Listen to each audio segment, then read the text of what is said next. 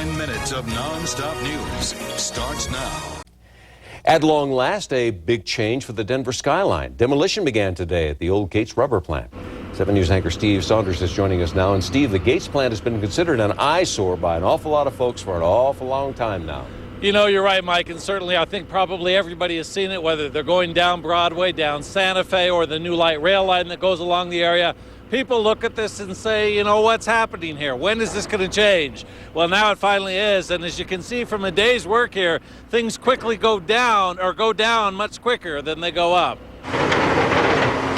We get a kick out of it, absolutely. In pieces big and small, a part of old Denver is making way for something new.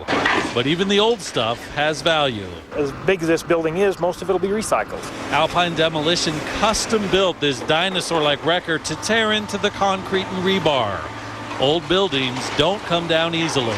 We'll have it down and we'll be in the crushing process in about 2 months, and we'll be able to walk out of here in about 3 months. By the spring of 2010, this will look more like this, a $750 million residential, retail, and office complex. It's a long way from the early 20th century when the Gates plant made rubber parts and car tires while providing steady work for hundreds of Denverites.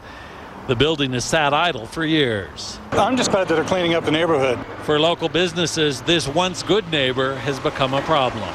It's been difficult with all the vandals over there taking the copper and all the negative impact it had on the neighborhood. It's been very difficult.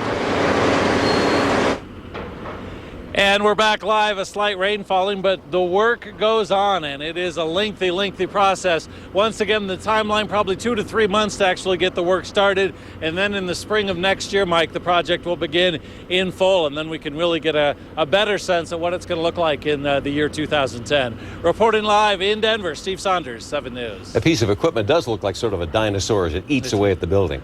Why wouldn't they just implode it, blow it up, or blow it in, as the case may be? You know, they certainly considered that, but as you can see just how strongly reinforced this building is with all the concrete, all the rebar, they said they would have to use so much explosives to do that, to bring it down, that it would impact some of the other surrounding older buildings as well. So they said this is the way to go, and I got to tell you, it's been kind of fun here to watch it go on. I'll bet it has. Yeah. They don't build them like they used to, do they? They really made this a sturdy building, I'll tell you. All right.